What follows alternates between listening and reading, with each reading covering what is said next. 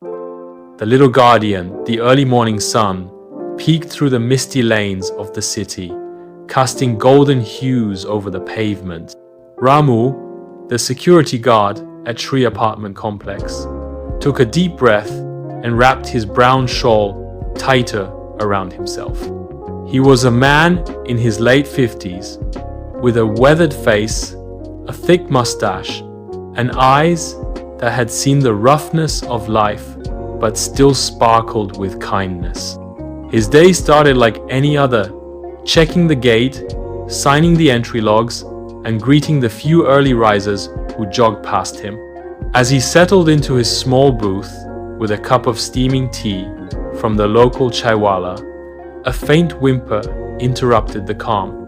He looked around. Near the boundary wall, partially hidden behind the garbage bin, was a tiny, trembling ball of fur.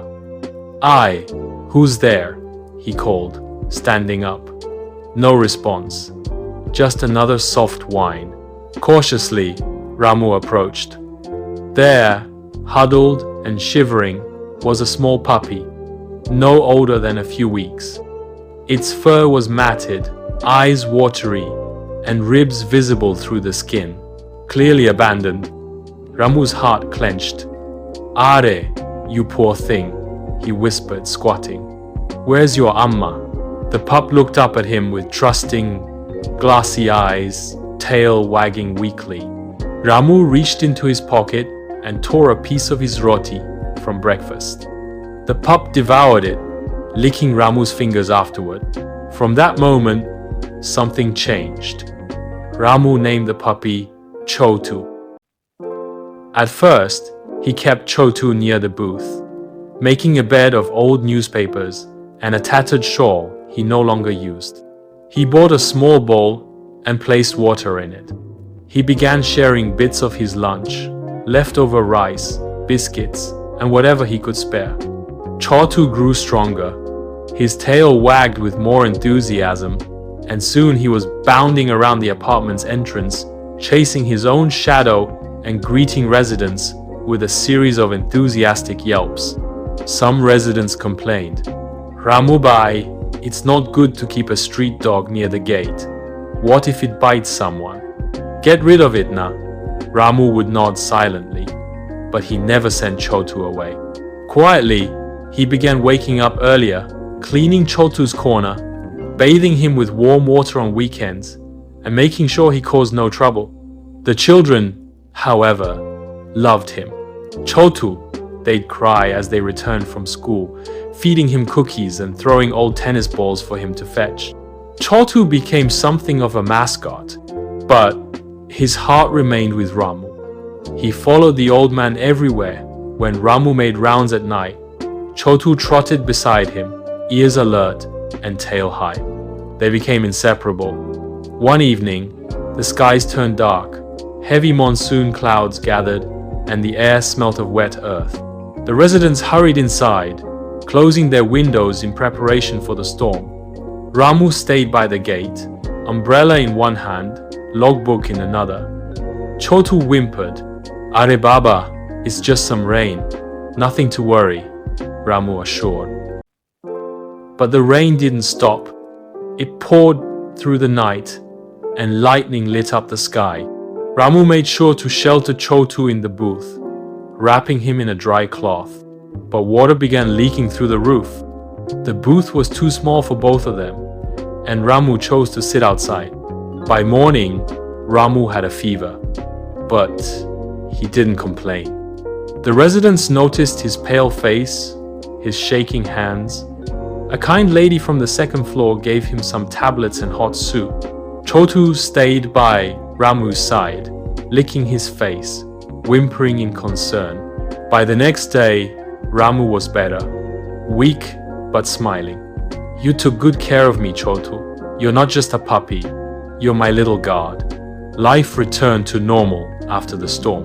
But one night, everything changed. It was 2:30 a.m. and the city was asleep. Ramu, in his chair, was dozing lightly. Chotu was curled up at his feet. Suddenly, Chotu growled. Not the playful growl he gave while chasing butterflies, but a deep, guttural warning. Ramu stirred. Kya hua, Chotu? Then he heard a faint rustling near the side wall. Ramu grabbed his flashlight. Chotu was already running towards the sound. In the dim light, Ramu spotted two figures scaling the wall with ropes. Thieves, he shouted. But the men were fast. They ran toward the back, aiming to break into the apartment storerooms. Chotu didn't hesitate. He charged at them, barking ferociously. One of the burglars tried to kick him, but Chotu dodged and bit down hard on the man's leg. Ramu blew his whistle furiously, and lights began switching on. Residents peeked out their windows, and a few men rushed down to help. Cornered and panicked, the burglars fled, one limping badly, the other empty-handed. By the time the police arrived, the commotion had settled. The residents gathered near the gate, murmuring in shock, "Thank God for Ramu and that dog. Chotu saved us." Brave little fellow. But Ramu wasn't smiling. Chotu was lying on his side, whimpering softly. He had been hit with a rod in the scuffle. Blood stained the concrete. Ramu gently lifted him, tears in his eyes. "Stay with me, Beta. Stay awake." The next few days were tense. Ramu took leave from his job and used his savings to take Chotu to the vet. He sat in the clinic for hours, refusing to go home. The injury was not life-threatening, but it was painful. Chotu needed stitches, rest, and antibiotics. Word spread quickly through the apartment. To Ramu's surprise, residents began contributing money. Children made get-well-soon cards. The lady from 2B brought warm milk and eggs. Even the strict secretary from 4A handed him an envelope with money, mumbling, "For the dog." Ramu was overwhelmed. Chotu recovered slowly.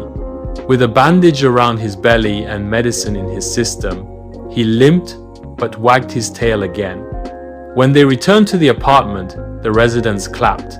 Someone even hung a small garland around Chotu's neck. He was no longer just a stray, he was a hero. Months passed. Chotu grew stronger and more confident. His once scruffy fur was now clean and soft, and he walked with a little puffed-up chest, proud of his job. The residents built him a small kennel beside Ramu's booth, painted blue with his name on top. Inside were his toys, a cushion, and a blanket. Ramu beamed like a proud father. Every morning, Chotu would accompany Ramu for a walk around the compound. Every evening, he'd sit at the gate, wagging his tail at familiar faces and barking at strangers who came too close. He had become part of the security team. One day, a reporter from a local paper came to write about them. The headline read, "From Stray to Savior, the story of Chotu and the guard who gave him a home." A framed copy now hung in Ramu's booth. Ramu often sat with Chotu on quiet afternoons, sipping tea and speaking to him like a friend. "You know, Chotu," he said once, stroking his fur, "I never had children. My wife passed years ago. I thought I'd be alone forever, but then you came."